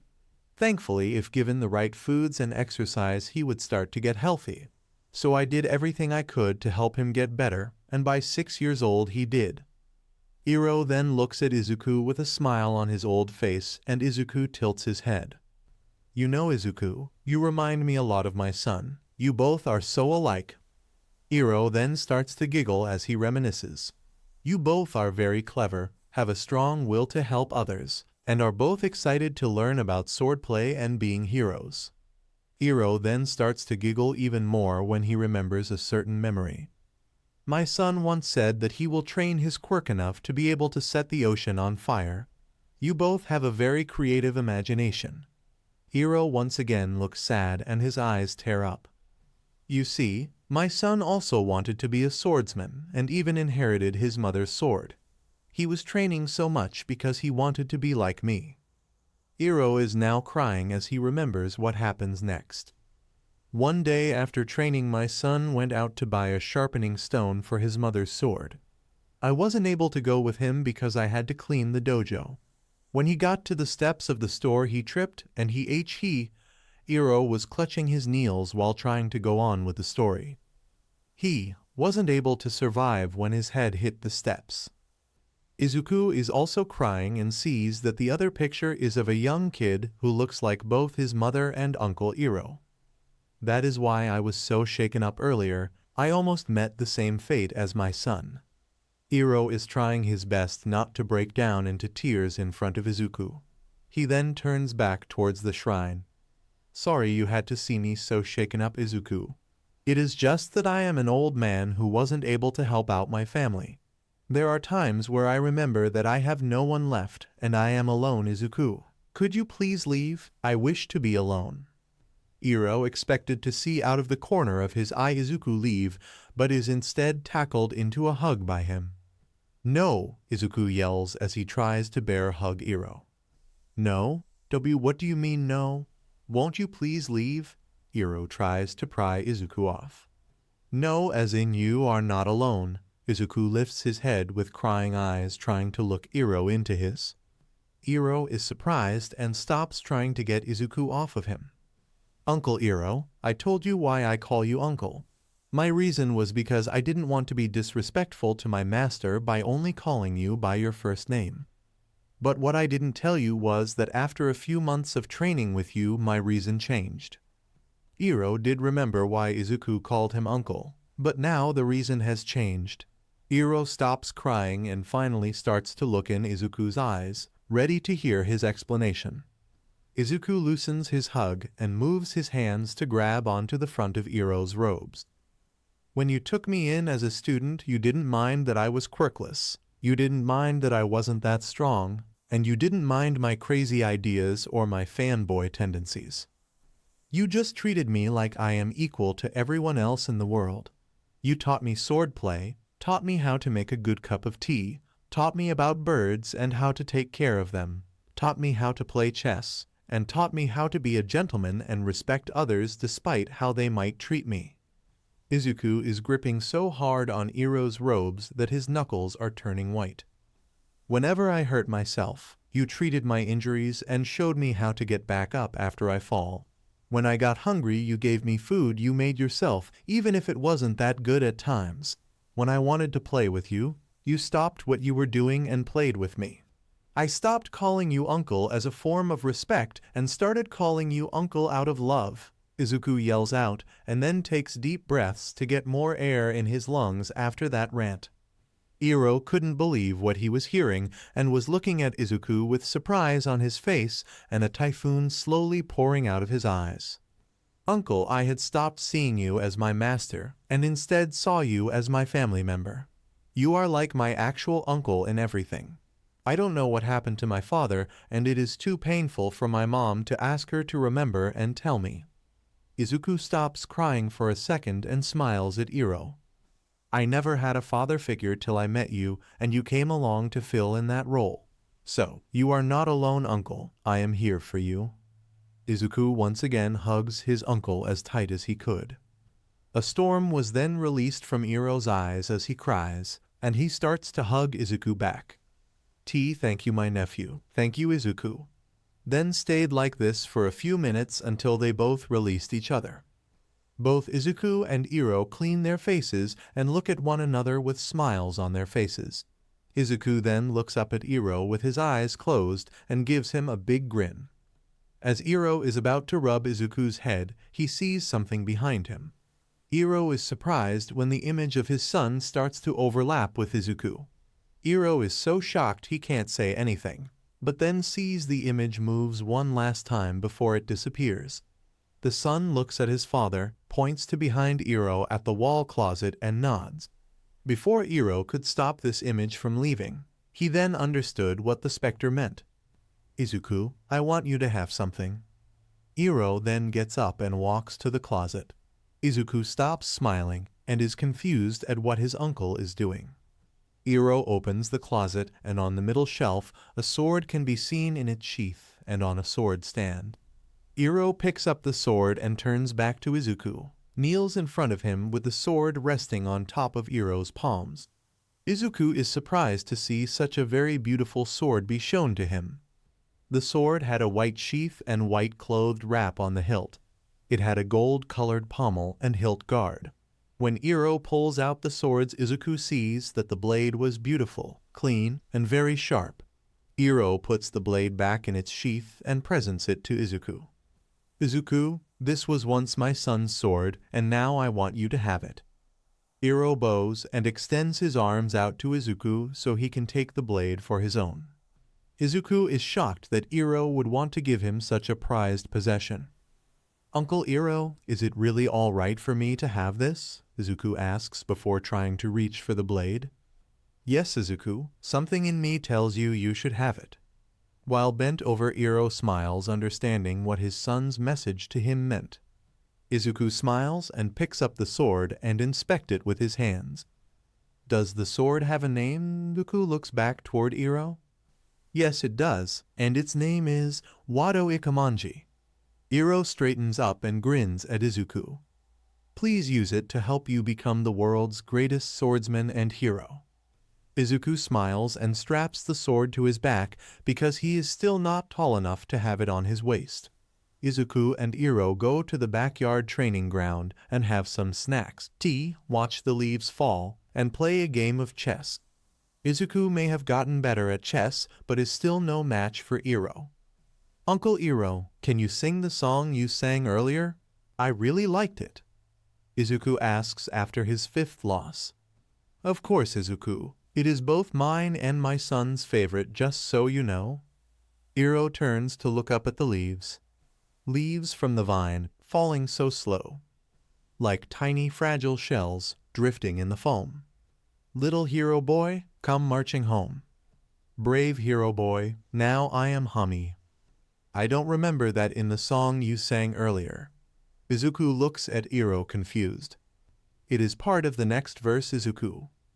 Iro smiles at Izuku, knowing only to himself that he had changed the lyrics as he makes the next batch of tea. Izuku just shrugs and helps his uncle clean up the chess set. For the rest of the day, Izuku didn't train and just spent time with his uncle. Izuku understood why it was important to relax and take time off every now and then. Now though, Izuku now understands the importance of making sure you take time off to spend time with loved ones. Uncle Iroh's garden 5 years later. 5 years have passed since Izuku had inherited the Wado Ikamanji katana, and Izuku was finally able to add some muscle to his body. Once he turned 11, he was finally able to start training with weights heavier than 25 pounds. He then was able to finally master one sword style and hand-to-hand combat. He is still learning two sword style, and Izuku thinks it is still a few years off before he has perfected his 3 sword style. One thing he has also trained for was to use any of his 3 sword style moves with 2 swords, 1 sword, and no swords at all. He was able to create more techniques to his skill set. Lion's Song is a move where Izuku stands still with his swords in his sheaths. When his enemy charges at him, he draws them for a quick and powerful strike. Because he is standing still as well, he is able to adjust his stance to add more power and speed for this attack that he would have a harder time to add if he was moving. This move is used as a defensive counterattack. Flying Dragon is where Izuku jumps into the air and uses his weight and some slight spin to slash at his opponents. Izuku has practiced being able to jump from great heights without hurting his legs. If he tucks and rolls, he can jump out the window on the 2nd floor and not get hurt at all. Crab Claw is where Izuku puts the sword in his mouth near any part of his foe. He then chops both swords to meet the 3rd sword in the middle to attack his foe with great force like a crab's claw. He only uses this on strong tough enemies, though, because anyone else might not survive this attack without losing a limb. Dragon Twister is another move where Izuku stands still and spins his body and swings his swords once his enemy is in range to cut them and send them up a few feet into the air. If Izuku swings hard enough, you can slightly see the air current created. And finally, his ultimate attack. 3000 Worlds is Izuku's strongest attack. Izuku starts by spinning the swords in his hands in opposite directions. He then charges in an instant to slash at his opponent with multiple sword slashes. The spinning helps to build up speed and kinetic force that Izuku uses to attack his enemy with greater power. When he perfected the move, he tested it on a training dummy in the training grounds. The end result was that the dummy was cut to pieces and left slash marks a few inches long in the ground at the dummy's feet. Thankfully, Izuku trained to make sure the marks he left were not that far from his target. He had a problem where he slashed the path he took and even hit the other dummies next to his original target. If Izuku has only 2 swords, he calls it 2000 Worlds, 1000 Worlds with 1 sword. Izuku was also able to master some of Iroh's other teachings. He learned how to fight on any terrain, how to take care of, fix, and even make his own swords, since Iroh also taught Izuku how to be a blacksmith. While he is not a master blacksmith, he ain't no amateur either. He mastered reading his enemies' muscle movements in their arms and legs to predict their moves, though he still has a very hard time reading the muscle movements in other parts of the human body. Because of Iroh, Izuku started to learn other things to help himself enjoy his time off when not training. Izuku was able to learn some things that were not a part of swordplay thanks to Iroh and his mom. He became a great cook because of his mother. He learned how to make a great cup of tea and better strategize in chess thanks to Iroh. Also, he learned a lot about birds and other animals thanks to Iroh again. His mom also helped teach him how to do everyday home care stuff because it will earn him extra points with girls, even if Izuku doesn't know how and why it helps with girls. Izuku also started to learn to play the guitar because he loved his uncle singing and started to enjoy music more. There are still some things Izuku needs to master, and he still hasn't figured out how to cut through steel. Izuku is sitting outside in Uncle Iroh's garden taking care of his sword while thinking about what Iroh told him. To cut almost anything, you need to learn how not to cut anything. What does that mean? Izuku then starts to polish his blade. The strength of most sword techniques is strong thrusts, but that will only break my swords if I try that. At least I was able to learn how not to kill anyone if I use any of my sword attacks, even with a sharp blade. It looks like I will just need to be patient, and hopefully I will eventually figure it out. Izuku then stands up and starts to put his sword care supplies away. As he does this, Iro then walks out of the dojo and heads towards Izuku. "Izuku, are you ready to earn your paycheck today?" Iro then holds up a pair of hedge clippers. "Yes, Uncle Iro." Izuku grabs the clippers and starts to take care of the garden. About a year ago, Izuku realized that he will have to get at least 2 more swords before he applies to the UA Hero course. In order to buy some, he started doing odd jobs around the dojo for Iro and did random jobs in his neighborhood like shovel snow, rake leaves, and find lost pets. While Izuku had managed to get a hold of 3 other swords besides his Wado before he started to earn some money, they would not work as his main weapons. One is a gift from his mom on his 10th birthday that was a replica of one of his favorite anime swordsmen named Trunks. But it would not work because Izuku wants to have katanas as his primary swords. Also, it was something he wanted to collect, not use himself. Izuku wanted to make his own swords iconic for his 3-sword style, while it would be weird to use a sword from a TV show. The second was a rapier that Iro got him so he can learn a little fencing. Izuku can't use it since it doesn't mesh well with his 3-sword style, and Izuku only wanted to learn the basics of fencing. The third one was a cutlass that Izuku made himself after Iro taught him how to be a blacksmith. It was to understand the structure of swords and better respect the time and effort that goes into making a sword. He made a cutlass because it was something he can make with his skill level. He can't use it though because he isn't that good at blacksmithing, so the cutlass has some problems and won't last long. He just holds on to it as a keepsake of his first semi-successful sword he made. While he is finishing clearing out the weeds, Izuku thinks about some other things that Iro taught him to help be a better hero and swordsman. When Izuku was 9, Iro took him to other dojos so he could fight some other students, more specifically against girl students. Iro's dojo only had 7 students including Izuku, and they are all boys. Iro is fine with girls wanting to learn swordplay, but no girls near his dojo wanted to. So Iro went to some of his friends' dojos to help Izuku get used to the fact he might have to fight female villains as a hero. Izuku was hesitant at first, but in his first match he was about to ring out, so he stopped holding back to make sure he didn't lose. Izuku then turned the tables on his female foe and was able to send her to the other side of the ring. He then used his onigiri to wring her out instead. When she was laying on the floor, her face was all red. Izuku thought that he hurt her, but when he realized it wasn't blood, he thought she must have a fever or something. Izuku was finishing watering the plants just in time too. Iro decided that Izuku worked hard enough today and sent him home early. As Izuku was leaving with his stuff put away in his yellow backpack, he started to think about his school life. At school, he was no longer bullied since he didn't take anyone's crap. He still didn't have any friends, but Izuku didn't mind. The kids who did try to be his friend were only trying to trick Izuku. Bakugo was mostly the same, but he also started to pick up on his training. Bakugo got better with controlling how big his explosions were and was able to hover in the air for a few seconds. He also created a move where he used his explosions as a smoke screen to blind his opponent's face. He used it a lot on Izuku as a prank every now and then.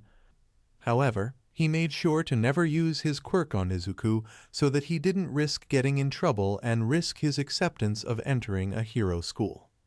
From those smoke screen pranks, Izuku realized that he relied on his eyesight too much. Thus, he started to train to use his other sense to help him fight, though he still has a ways to go. After working, Izuku went home and started making dinner for him and his mom. As he washes his hands, he wonders what the future has in store for him. 3 years later. After a hard-fought battle that lasted for almost an hour and a half, Izuku came out the winner. He is lying on the ground while he thinks, "I was finally able to beat Uncle Iro." Today was the day Izuku would graduate from Iro's school if he was able to land 10 hits on Iro before he got hit 3 times. Izuku knew he should only take this challenge once he mastered fighting without using his eyesight. It turned out to be a good choice, as Iro had at one point dug the tip of his bamboo sword in the dirt and flung the dirt into Izuku's eyes.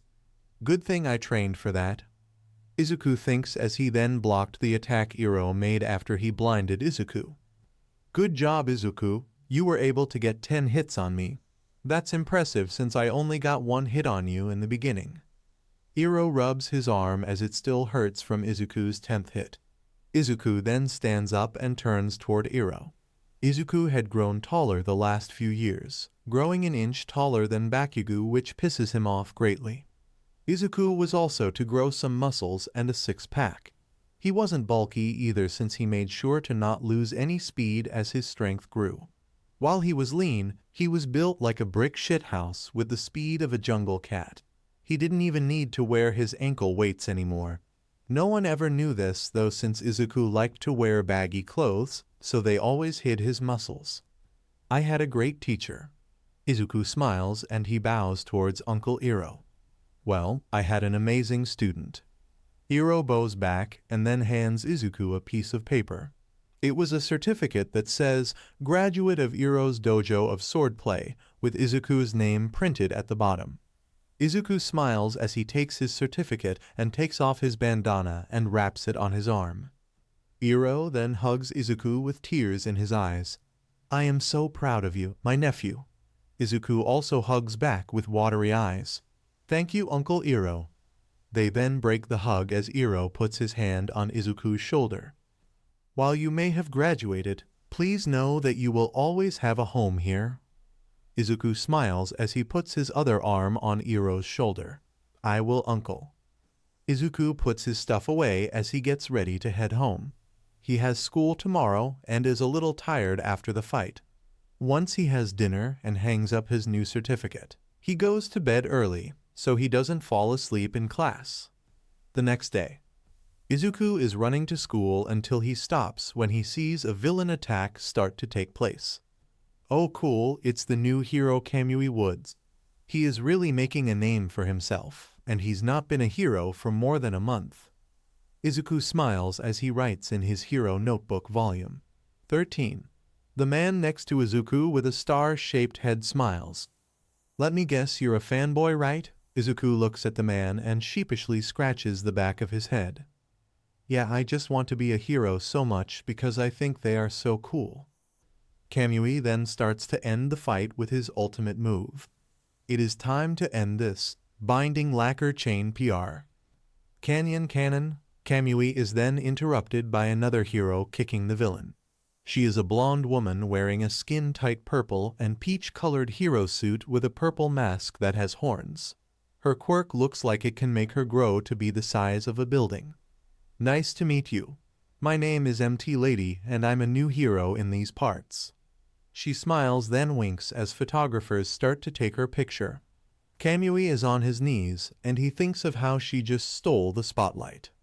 Izuku frowns and yells at the paparazzi. Hey, you shouldn't take a woman's picture without asking permission first. The photographers then turn to look at Izuku, confused on who this kid is. Before he could chew them out, he notices that if he doesn't get going, he is going to be late for school. Crud, I'm gonna be late. Izuku then takes off while MT Lady smiles at Izuku, thinking how cute he was. A few minutes later at Aldera Junior High. Izuku made it to school on time with about 10 minutes to spare. He decides to use this time to add Mount Lady's info to his notebook. As he is about to finish his new entry, his homeroom teacher then comes in with a stack of papers. Okay kids, because it is your final year of middle school, you need to fill out these career sheets and think about your future. But the teacher then smiles and tosses the papers in the air. But I know you all want to be heroes. The class starts to cheer, and they all show off their powers except for 2. Hey Teach, don't lump me in with these extras, Bakugo says as he places his foot on his desk. These extras just don't compare to the real deal of hero material. The other kids frown at this. Hey, don't count us out. Yeah, we are just as good as you. The teacher then pulls out a clipboard. Oh yeah, Bakugo, aren't you applying to UA? This news shocks the class. No way he is going to UA. Don't they have a low acceptance rate? Can he really get in? Oh please, there is only one school that is worthy of me. I have high marks, good grades, and aced the mock test they held. If anyone can make it, it's me. Bakugo then sits back at his desk. As the class started to think he might be able to do it, the teacher spoke again. Oh Midoriya, you also applied for UA as well, right? The class then turns to look at Izuku, who is still writing in his notebook. Izuku then looks up and nods his head. Yes, sensei. The class was about to mock Izuku and say he won't be able to do it, but then they saw the look on his face. Izuku wasn't smiling or frowning. Instead, his expression just stared down at the class that just said that he will make it to UA. Bakugo just clicked his tongue and went to look back at the teacher.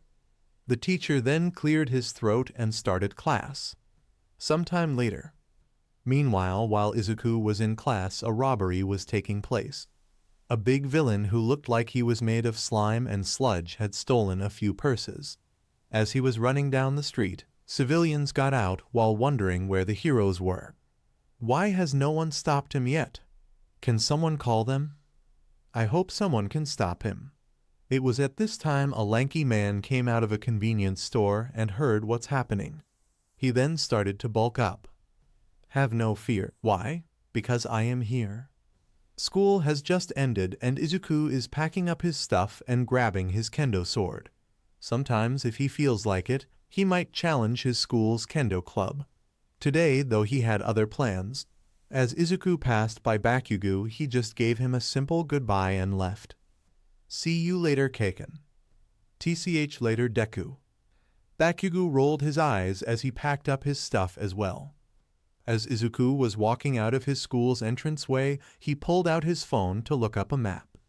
Izuku has finally earned enough money to buy 2 more swords. He didn't have enough skill to make his own yet, and he also wanted to window shop today to see what he liked. He will then come back later with his mom to buy something if it catches his eye. As he pulls up directions to a nearby weapons store with good reviews, he starts to walk through an underpass the directions lead him to. As Izuku was passing through, he started to smell something foul. Sensing danger, he turns around and readies his kendo sword. It was then the manhole he passed by popped open as some slime creature oozed out. Damn, I wasn't expecting to find him in this city. Oh, what do we have here? A fresh skin suit? The sludge that started to grow as he approached Izuku. Hey kid, won't you be a hero and help me out? The villain started to swing his tendrils out at Izuku, attempting to grab him. Izuku, however, was ready and started to slash and dodge the attacks. After he cuts his 4th tendril, the villain starts to get angry. Hold still, you brat. The manhole then exploded as a new man entered the battle. The man is 7 feet 3 inches tall and is built like a bodybuilder. He has blonde hair that has his bangs stand upright in a V shape. He has a big smile and his brows cast a shadow over his eyes, so you can only see his blue pupils. Fear not, citizen, for I am here. Izuku couldn't believe his eyes because right in front of him is his personal hero All Might. All Might then gets in front of Izuku and prepares his attack. Texas Smash. All Might then punches the villain. Damn you, All Might. The force of All Might's punch blew the villain to pieces. Sorry about that, young man, you got caught in my heroing. I would have caught him earlier, but the city's sewer system is a maze down there. All Might then starts to pack the sludge villain in an empty soda bottle he drank earlier. Izuku is so surprised that his hero is right here in the flesh. Izuku then opens his backpack and pulls out his notebook. All Might, if you don't mind, can you sign my notebook? And don't worry about collecting all the sludge pieces, I will help out. Ha ha ha, sure thing, young man. Izuku presents his notebook to All Might. As All Might picks up the notebook, Izuku starts to gather up the villain, and as All Might takes a look inside the hero journal. Holy moly, this kid sure is smart. He could give those with intelligence quirks a run for their money. Suddenly, a certain principal felt a disturbance in the air. All Might then signs the notebook and they both finish collecting the villain.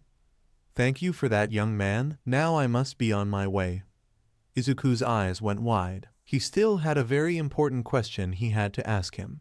Before he could even talk, All Might bent down to get ready for takeoff. Farewell, citizen. All Might leaps in the air, but feels a little heavy. He looks down and sees Izuku holding on to his leg. Whoa there, I like my fans, but not this much. Can you please let go?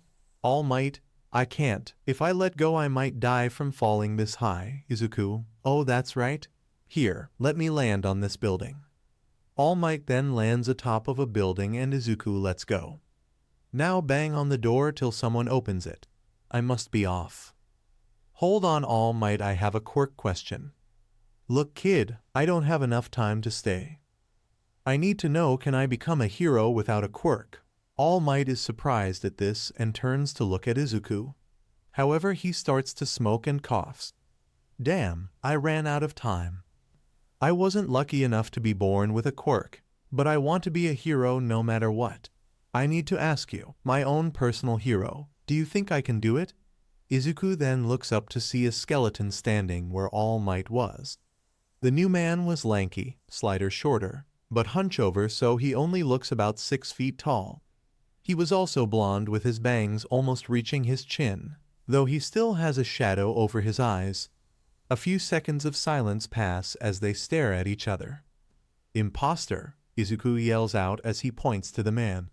I can assure you kid, I am All Might Bloog.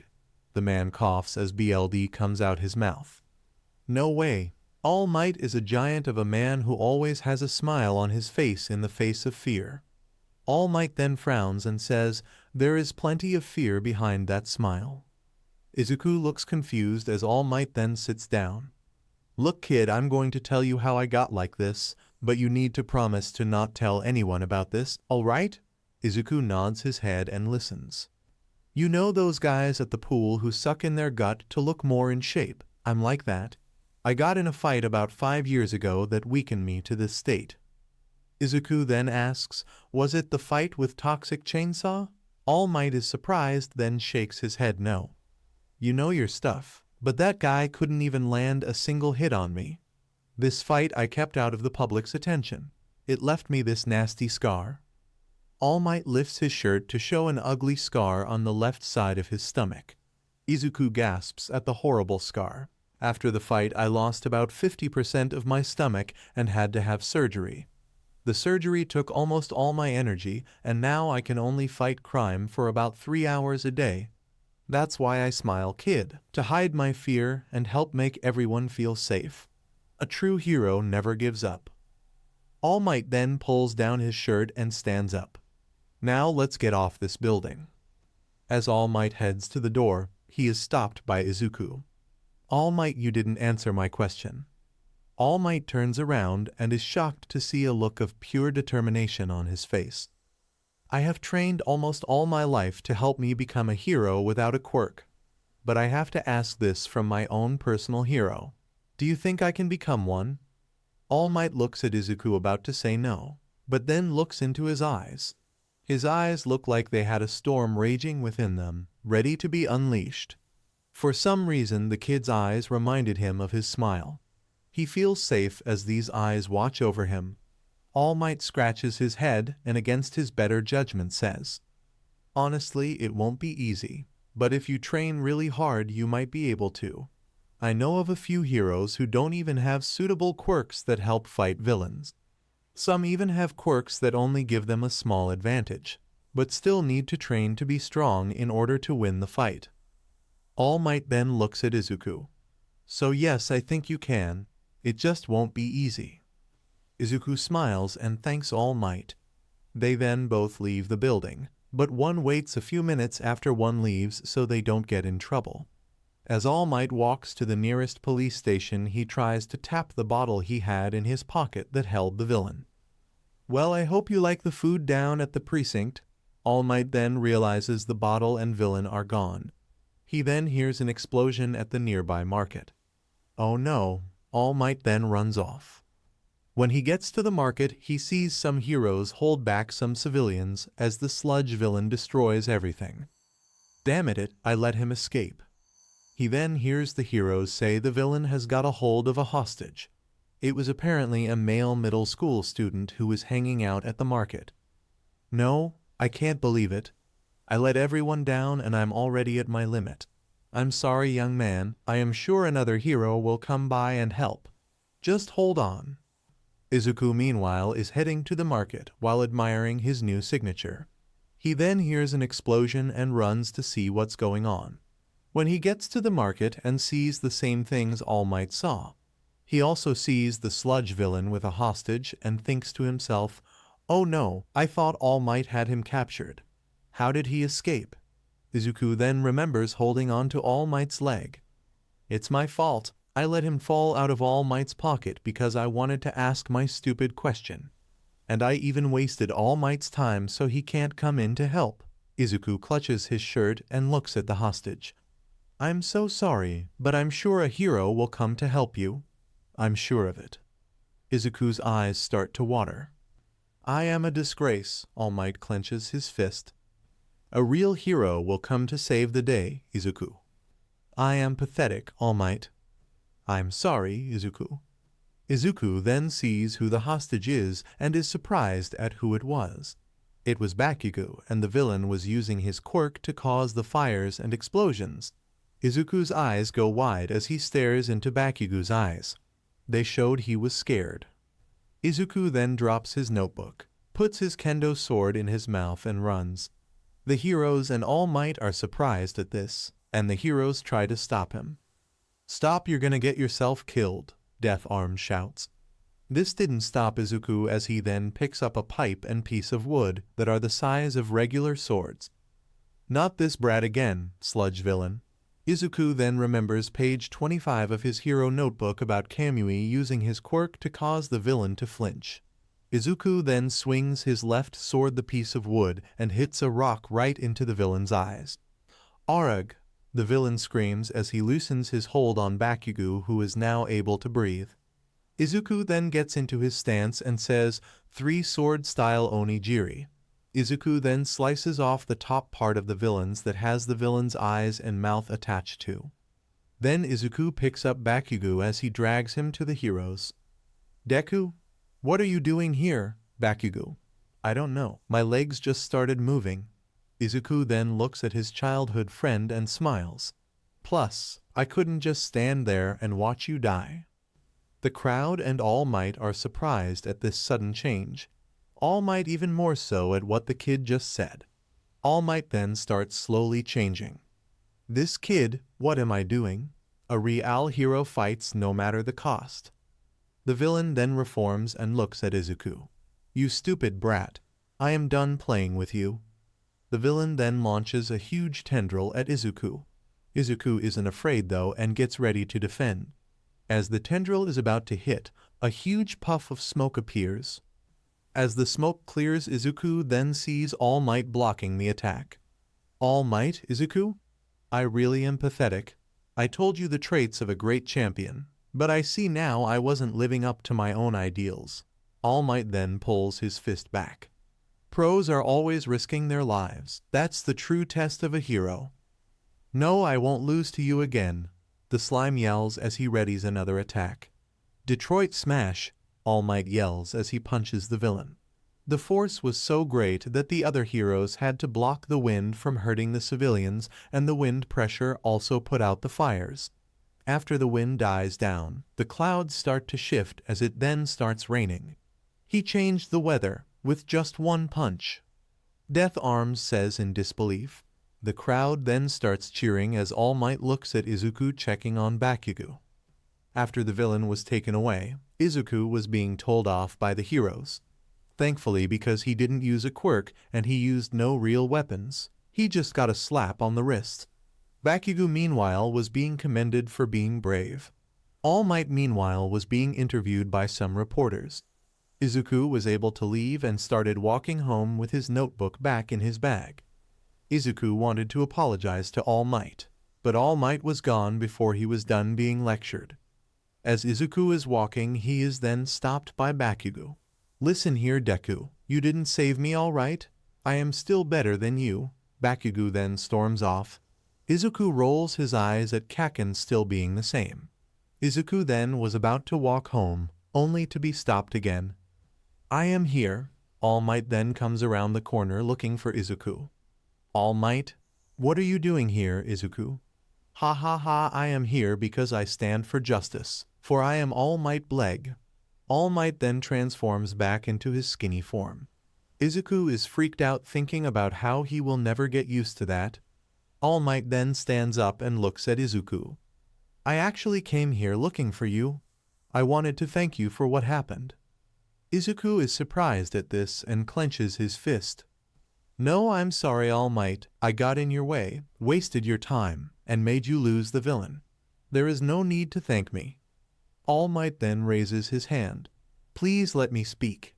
All Might lowers his hand and looks at Izuku as he stares into his eyes. If you hadn't told me that you were quirkless, I might have not come to help.